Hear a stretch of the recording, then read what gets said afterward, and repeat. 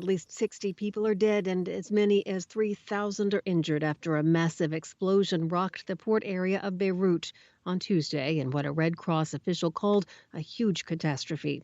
Much of the port was destroyed, and buildings and parked cars across the Lebanese capital were heavily damaged. Ambulances carried the wounded away from the area hours after the blast. As night fell, the exact cause of the explosion was still unknown. A Lebanese television station said officials suspect highly explosive sodium nitrate stored at the port may have been involved. Lebanese Prime Minister Hassan Diab proclaimed Wednesday a day of mourning. A White House official said President Donald Trump has been briefed on Tuesday's explosion and that the United States is praying for the people of Lebanon.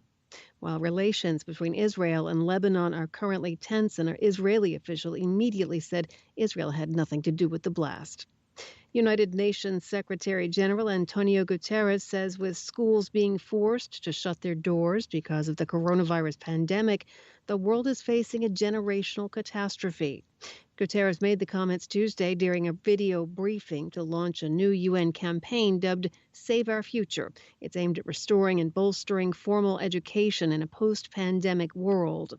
The head of the world body said that as of mid-July, more than 1 billion children in at least 160 countries are missing out on formal studies, while at least 40 million children have missed out on preschool. Guterres said disabled students, members of minority or disadvantaged communities, as well as refugees and displaced persons, are among those at highest risk of being left behind.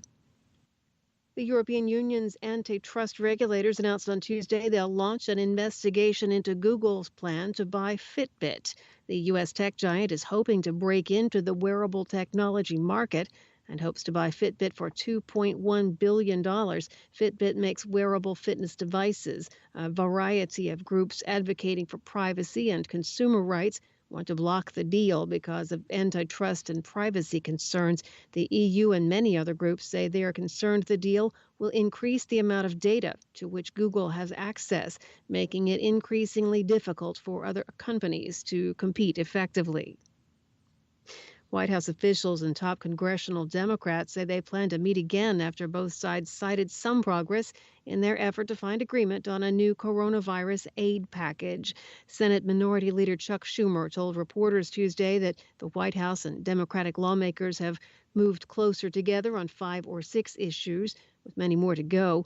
The two sides have been divided by the size of their proposed aid packages. Democrats are calling for $3.4 trillion in new spending, and Republicans wanting to limit it to $1 trillion. The two sides are discussing sending out another round of stimulus payments, helping renters avoid eviction, aiding the Postal Service, and action to address $600 per week federal unemployment payments that expired last week.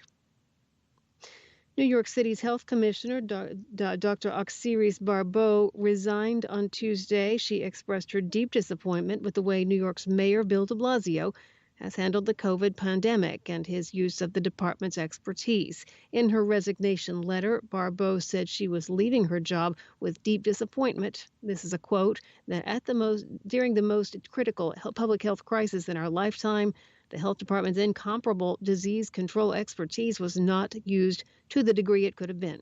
That's the end of the quote. And earlier this year, the New York Times reported de Blasio initially ignored Barbeau's advice about canceling large gatherings and closing businesses. Last month, he stripped control of the city's COVID-19 contact tracing program from the health department and placed it under the agency that runs the city's public hospitals. Earlier this year, New York City was the epicenter of the pandemic in the United States. Daily deaths passed 400 per day. But this past month, the city saw the lowest number of hospitalizations since the pandemic began.